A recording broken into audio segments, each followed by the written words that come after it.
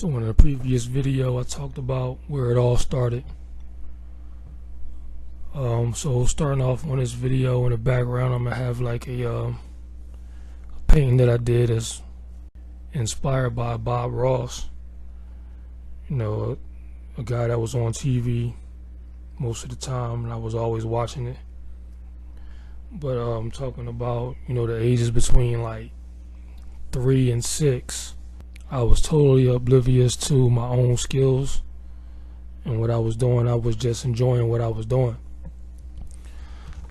So second grade, you know, we did an assignment where we had to draw a family, and at the end of the class we did a critique where you put everybody put their pictures up on the wall.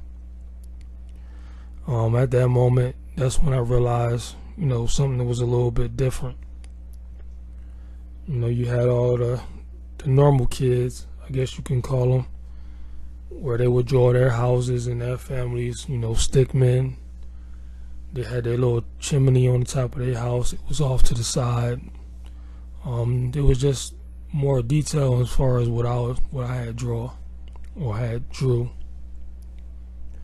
At that point, it became, you know, common for us to have an assignment where we had to draw.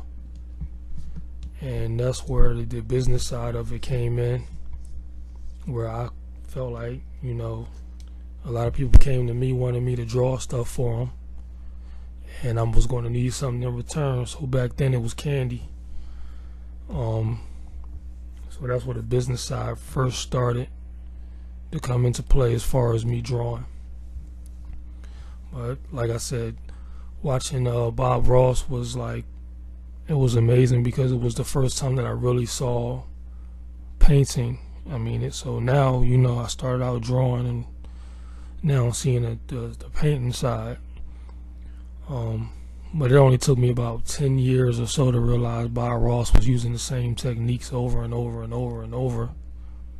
But at the same time, that over and over and over and over is exactly what's going to build your skills. So if you were to just focus on a certain set of skills and you do it a million times, you know, a lot of people might look at you and say, wow, that person is gifted, as they like to say, or talented. And it's not, I mean, I never agree with those terms because it's not something that, yes, everybody has a certain ability when you're born, but it's up to the individual to push that ability as far as they can push it. Just like any other athlete, you're not born to be able to shoot a free throw or three-pointer. You have certain physical abilities that might allow you to do that better, but you got to put the work in. And I kind of feel like, you know, a lot of times people think that you just pop out the womb, you know, being able to draw, and that's not the case. So, like I was saying, doing something over and over and over, this is where the studying part came in. So throughout the years, up until my teens, my early teens, you know, for Christmas I would get comic books. I was never into comic books. I never read them, but I did learn to use them as templates as far as learning how to draw the human figure, or in other words, anatomy. It's not the best reference to use, but I would use it and I would draw certain pictures that I liked over and over and over until I can learn it from memory. So essentially that's where I started to really take it serious, but I still didn't actually know what I wanted to do as far as, you know, once I got out of high school or whatever. But we're still talking, you know, 13, 14, 15. It was just something that I did because it was never boring for me. When things got boring, that's what I turned to, drawing.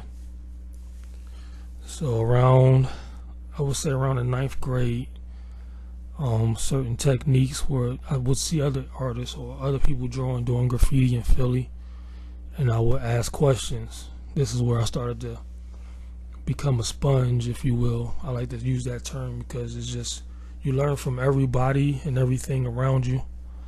I can remember back in Simon Gratz High School, it was a guy named Rick. He used to have his high top fade. It was always clean. And he did like more of a graffiti style art.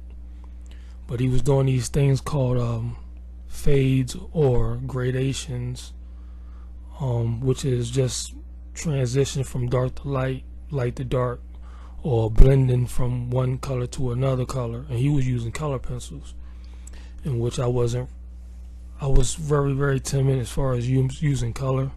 If I did use color, I would use like 1 or 2 colors, and I was just afraid of color. But when I asked him how he was doing these fades or these transitions, he didn't tell me. So at that point, I went home and I pulled out pencils, I pulled out pens, I pulled out color pencils, I pulled out crayons, and I kept trying to do what he was doing. It took me about a week, but after that week, I was doing it better than he was, and he wanted to know how I was doing it. So at the end of the day, sometimes you got to take off and just do your own studies, find your own techniques, the things that's going to make you unique to the gift that you bring into the world. So with that said, this is part 2 of how I learned to draw. In the next one, we're going to talk about my transition from high school into college.